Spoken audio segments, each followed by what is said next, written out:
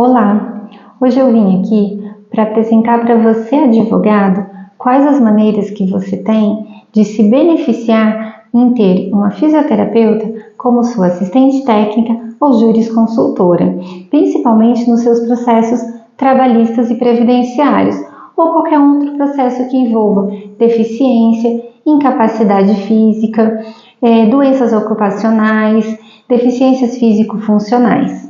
Tá bom? Vamos falar um pouquinho sobre isso?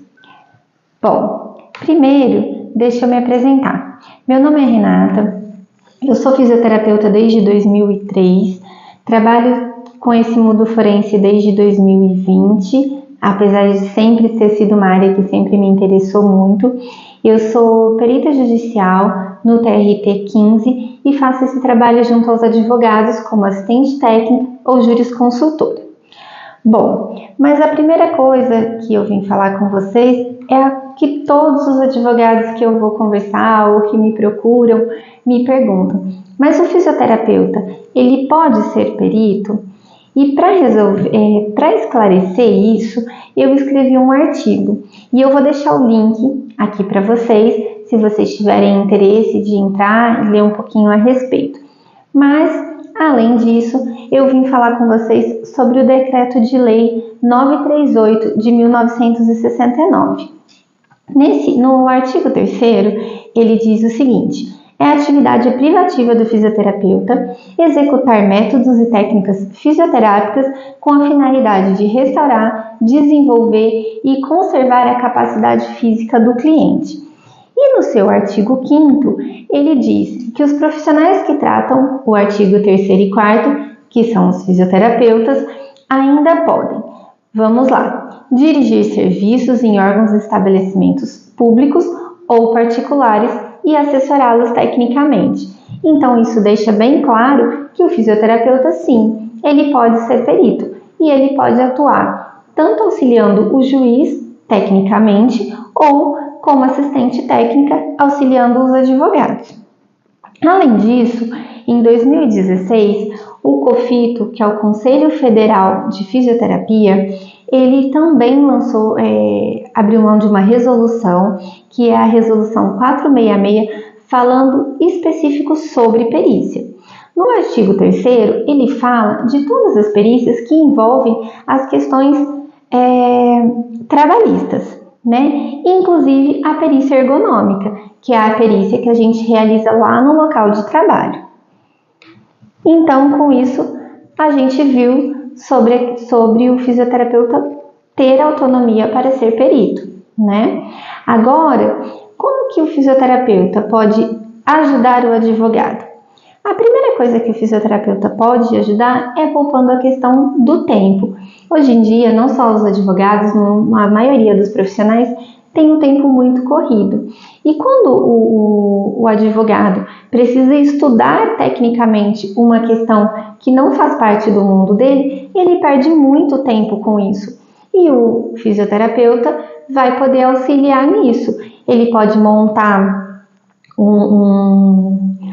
um parecer para você já usar na inicial, ele pode te ajudar nas quesitações, a gente pode analisar os documentos que o paciente te traz, né, que o seu cliente te traz sobre um problema de saúde, colocar aquilo na ordem, né? Então, é todas essas formas que a gente pode ajudar. E outra coisa, hoje em dia, a gente sabe que as ações trabalhistas e previdenciárias são ações muito técnicas, são ações que dependem muito de detalhes para que se chegue a um resultado positivo.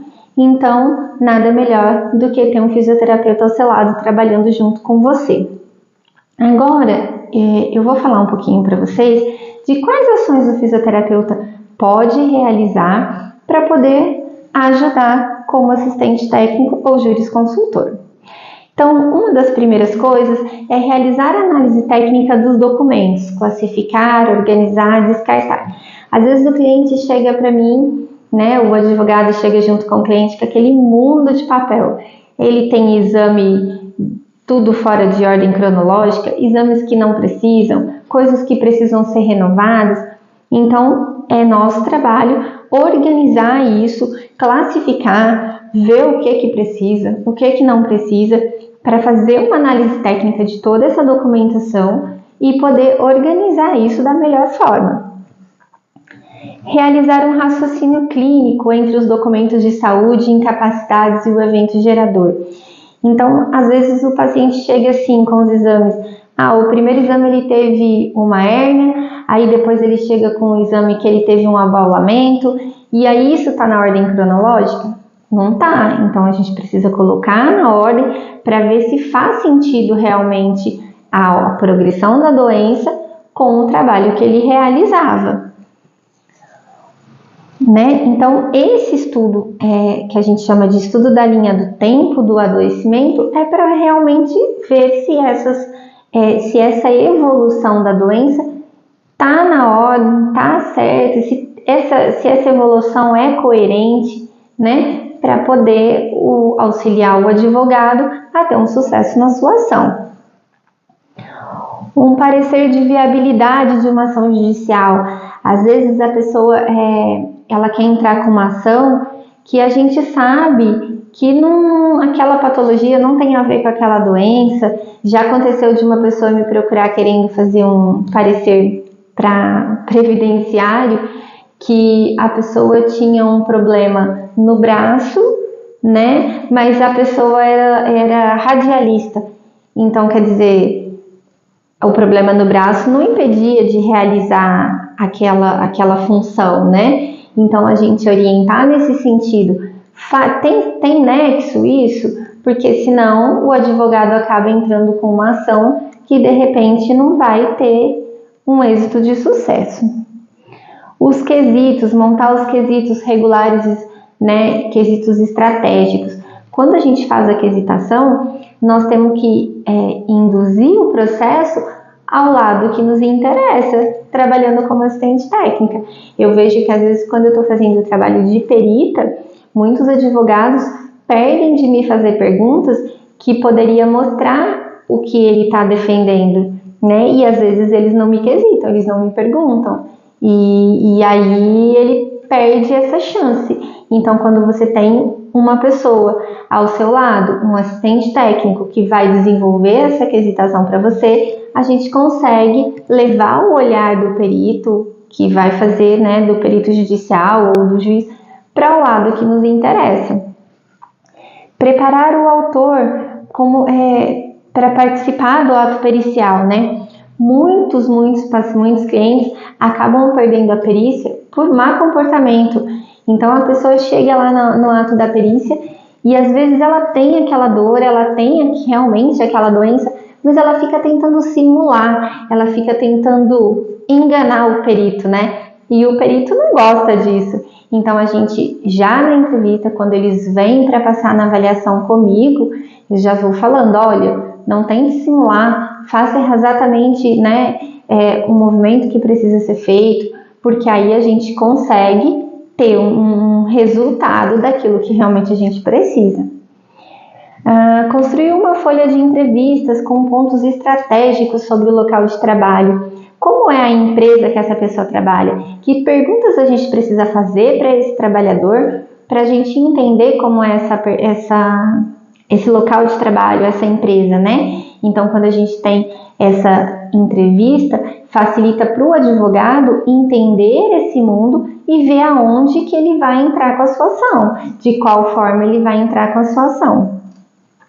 O acompanhamento em loco da diligência, então, acompanhar na perícia judicial para ver como esse perito judicial fez essa perícia, se ele usou de instrumentos corretos, se ele usou de recursos corretos, se ele podia fazer o que ele fez, porque se esse laudo não for interessante para o nosso cliente, a gente tem a possibilidade de impugnar esse laudo, de repente impugnar por um erro, impugnar por uma falha. Então, como assistente técnico, a gente vai procurar essa falha do perito.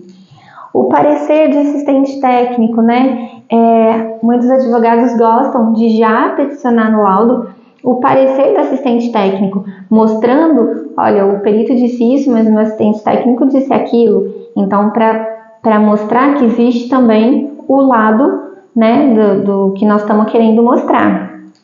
A impugnação dos laudos, que eu falei para vocês, que quando o laudo não é favorável ao nosso cliente, a gente pode tentar impugnar esse laudo com argumentações técnicas, com argumentações que façam sentido, né?